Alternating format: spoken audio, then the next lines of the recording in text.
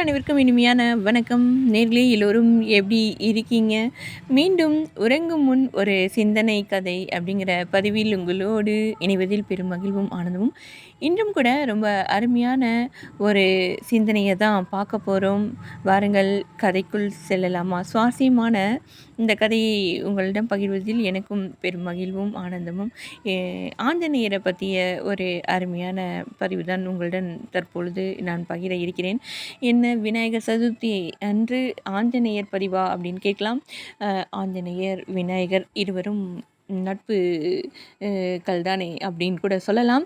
அந்த வகையில் இது அந்த பதிவு இப்படியாக உங்களிடம் அந்த கதையை சொல்ல போகிறேன். இலங்கையிலிருந்து திரும்பியதும் அத்தனை கோடி வானர வீரர்களில் நாம் ஒருவன் மட்டும்தான் லங்கைக்கு சென்று சீதையை கண்டு வந்திருக்கிறோம் அப்படின்னு கொஞ்சம் ஹனுமன் கிட்ட பெருமிதம் இருந்தது. சந்தியா கால கடன் கழிக்க வேண்டி ஒரு ஆற்றுல இறங்க வேண்டியும் இருந்தது. அன்னையிடமிருந்து கொண்டு வந்திருந்த சூடாமணி ரொம்ப ரொம்ப பவித்திரமானது இல்லையா? அதனால் அதை கீழே வைக்க ஆஞ்சநேயருக்கு மனமே வரலை. அப்படியே சுற்றும் முற்றும் பார்த்தாரு. எங்கேயாவது இதை ஒரு பவித்திரமான இடத்துல வைக்கணும். அப்போ தானே நம்மளால் ஸ்நானம் செய்ய முடியும், சந்தியா வந்தனத்தை செய்ய முடியும் அப்படின்னு நினச்சாரு. ஒரு மரத்தடியில் ஒரு முனிவர் கண்களை மூடி அப்படியே அமர்ந்திருந்தார். ஹனுமர் என்ன பண்ணாருன்னா, மெல்ல அவரை அணுகி நமஸ்காரம் செஞ்சுட்டு, ஐயனே, இது விலை மதிப்பில்லாத வஸ்து. நான் ஸ்நானம் செஞ்சுட்டு வரும் வரை தங்களிடம் இதை வைத்து கொள்ள முடியுமா அப்படின்னு ரொம்ப தாழ்மையாக அந்த முனிவர்கிட்ட ஹனுமன் கேட்குறாரு. அந்த முனிவரும், அதனால் என்ன குழந்தா, இதோ இந்த உன் கையாலேயே இந்த கமண்டலத்தில் போட்டுட்டு அதுக்கப்புறம் நீ எடுத்துக்கிட்டு போ, எனக்கு ஒன்றும் பிரச்சனை இல்லை அப்படின்னு சொல்கிறாரு. ஆஞ்சநேயரும் ஸ்நானம் முடிச்சுட்டு வந்ததும் முனிவர்கிட்ட சூடாமணியை கேட்குறாரு. நீ தானே இதுக்குள்ளே போட்ட, நீயே எடுத்துக்கோ அப்படின்னு அந்த கமண்டலத்தை காட்டுறாரு. முனிவர் சொன்னதும் அந்த கமண்டலத்துக்குள்ளார ஆஞ்சநேயர் கையை விடுறாரு. ஆனால் அந்த கமண்டலத்தில் 4-5 சூடாமணி இருக்குது. ஆஞ்சநேயர் ரொம்ப திடுக்கிட்டு போயிட்டார். சுவாமி, என்ன இது? எப்படி இத்தனை சூடாமணிகள் இந்த கமண்டலத்துக்குள்ளே வந்தது அப்படின்னு ரொம்ப திகைச்சு போய் அந்த முனிவர்கிட்ட ஆஞ்சநேயர் கேட்குறாரு. எனக்கு என்னப்பா தெரியும், நான் தானே உன் கையால் தானே போட சொன்னேன் கமண்டலத்தில் அந்த சூடாமணியை அப்படின்னு சொன்னார் முனிவர். இது ரொம்ப பவித்திரமான வஸ்து சுவாமி. லங்கையில் இருந்து சீதா மாதாவை பார்த்துட்டு அவங்கக்கிட்ட இருந்து ஸ்ரீராமரிடம் சமர்ப்பிக்கிறதுக்காக தான் நான் இதை கொண்டு வந்தேன் அப்படின்னு ஹனுமார் ரொம்ப சோகமாயிட்டார். இது என்னடா நமக்கு வந்த சோதனை அப்படின்னு.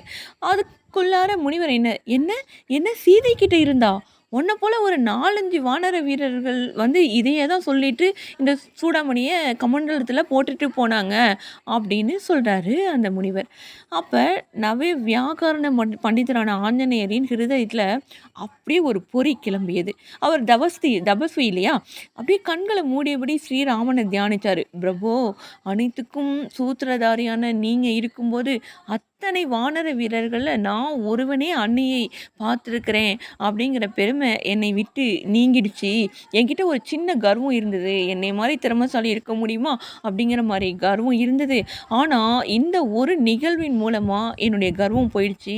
கருணாசாகரா, என்னை மன்னிச்சிடுங்க. அந்த ஒரு துளி ஒரு சில நொடிகள் என் உள்ளார ஏற்பட்ட அந்த அகங்காரத்துக்காக நான் உங்ககிட்ட மன்னிப்பு கேட்டுக்கிறேன் அப்படின்னு ரொம்ப கண்ணீரோட வேண்டி கண்ணை மூடி ராமனை தியானம் பண்ணி நிற்கிறாரு. அப்போ கையில் இருந்த சூடாமணியின் கணம் குறைஞ்சது. ஏன்னா அத்தனை சூடாமணி கையில் இருந்தது கனமாக இருக்கும் இல்லையா? உடனே என்ன கனம் குறையிறத பார்த்துட்டு கண்ணை திறந்து பார்க்குறாரு. ஒரே ஒரு சூடாமணி மட்டும்தான் அவர் கையில் இருக்குது.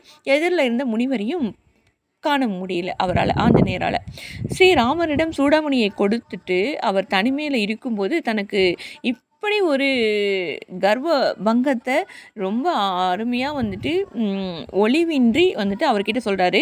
இப்படி எனக்கு ஒரு கர்வம் வந்துருச்சு அப்படின்னு வெக்கமாக சொல்கிறாரு. நம்மளாக இருந்தால் என்ன பண்ணுவோம், அட அப்படிங்கிற மாதிரி நினைப்போம். ஆனால் ஆஞ்சநேயர் இப்படி ஒரு சில நிமிடங்கள் எனக்கு கொஞ்சம் கர்வம் வந்தது, ஆனால் அது உங்களால் எனக்கு நீங்கிருச்சு அப்படின்னு அந்த சூடாமணியை கொண்டு கொடுக்கும் பொழுது தனிமையாக ராமரை பார்த்துட்டு இருக்கும்போது இந்த சம்பவத்தை சொல்கிறாரு ஆஞ்சநேயர் ராமர் கிட்ட. "ஆஞ்சநேயா, சர்வ சாஸ்திரங்களையும் அறிஞ்சவன் அல்லவா நீ? உன்னால தவறே செய்ய முடியாது. அப்படியே உன்னே அறியாமல ஏதாவது தவறு செஞ்சா கூட, அத உடனே நிவர்த்தி செய்து கொள்கிற அறிவும் உன்கிட்ட இருக்கு." அப்படின்னு ராமர் வந்துட்டு ஆஞ்சநேயர தட்டிக் குடுக்குறாரு. உனக்கு வந்துட்டு ஒரு சில நிமிடங்கள் தான் அந்த அகங்காரம் வந்தது அப்படின்னாலும், அந்த அகங்காரத்த உடனே நீ அத கண்டுபிடிச்சு வந்துட்டு அத நீக்கிட்ட பாத்தியா? அதனால தான் நீ உயர்ந்தவனா இருக்கிற. என்னுடைய பக்தனாவும் இருக்கிற அப்படின்னு வந்துட்டு ராமர் ஆஞ்சநேயர் கிட்ட சொல்றார். மகா அரிதான காரியங்கள ஒரு சிட்டிகை நேரத்துல மிகவும் புத்திசாலித்தனமா, குறையே சொல்ல முடியாம முடிச்சுட்டு, மிகவும் வினயமா நிற்கும் ஆஞ்சநேய மைந்தன நம் தலைக்கு மேல ஆசுவாசமா வளர்ந்து கிளை வேர்கள் விட்டுக்கொண்டு சதா நான் நான் ஆர்ப்பரிக்கும் நம்ம அல்ப புத்தியை அழிச்சிட்டு வினயத்தோட கூடிய ராம பக்தியை அருள நம்ம கண்டிப்பாக அந்த ராமர்கிட்ட வேண்டலாம் இல்லையா? இது ஒரு அருமையான ஒரு நிகழ்வு. அதாவது இந்த ஆஞ்சநேயரை மையப்படுத்தி இந்த நிகழ்வின் மூலம் நாம் என்ன தெரிஞ்சுக்கிறோம் அப்படின்னா, கண்டிப்பாக மிகப்பெரிய பக்தன், மிகப்பெரிய ஆத்ம ஞானி அப்படி இருந்தாலும் ஒரு சிறு ஏதோ ஒரு வகையில் ஒரு நிகழ்வில் வந்துட்டு ஒரு அகங்காரம் வந்துட்டு எட்டி பார்க்குது அப்படின்னா, அந்த அகங்காரத்தை உடனே வந்துட்டு அதை நீக்கிற அந்த ஞானமும் அவங்கக்கிட்ட இருக்குது. அதனால் ஒரு அகங்காரங்கிறது இருக்கவே இருக்கக்கூடாது. மிகப்பெரிய ஞானியாக இருந்தாலும் கொஞ்சம் வந்துட்டு ஒரு திமிரு இதை யாராலையும் செய்ய முடியாது அப்படின்னு நினச்ச ஆஞ்சநேயருக்கு அதையே நினச்சி வெட்கப்பட்டு, இனிமேல் இப்படி நடக்காமல் நான் பார்த்துக்கிறேன் சுவாமி, உங்களை நினச்சதுனால எனக்கு வந்துட்டு என்னுடைய அகங்காரம் ஒழிஞ்சுது அப்படின்னு ஆஞ்சநேயர் நினச்சார் இல்லையா? அதுதான் வந்துட்டு ஒரு பக்தனுக்கு அழகு. ஒரு மனசில் விகாரம் இல்லாமல் இருக்கிறவங்களுக்கு ஒரு அழகு அப்படின்னு சொல்லலாம். இப்படியான உறங்கும் முன் ஒரு சிந்தனை கதையின் மூலம் நீங்கள் என்ன தெரிஞ்சுக்கிட்டீங்க? உங்கள் அகங்காரங்கள், நம்மளுடைய அகங்காரங்கள்லாம் நம்ம வந்துட்டு எப்படியாவது வந்துட்டு போயிடுச்சு அப்படின்னா நம்ம மனசு நிர்மலமாக இருக்கும். நம்மளுக்கு நிம்மதியான ஒரு ஆனந்தமான உறக்கம் வரும். விகாரம் இல்லாத மனதால் தான் நிம்மதியாக வந்துட்டு உறங்க முடியும் அப்படின்னு வந்துட்டு சொல்லலாம். அன்பு நேயர்களே, உங்களுடைய அருமையான இந்த ஆதரவு, என்னுடைய இந்த சேனலுக்கு ஆதரவு தொடர்ந்து தெரிவிச்சிட்டு வரீங்க.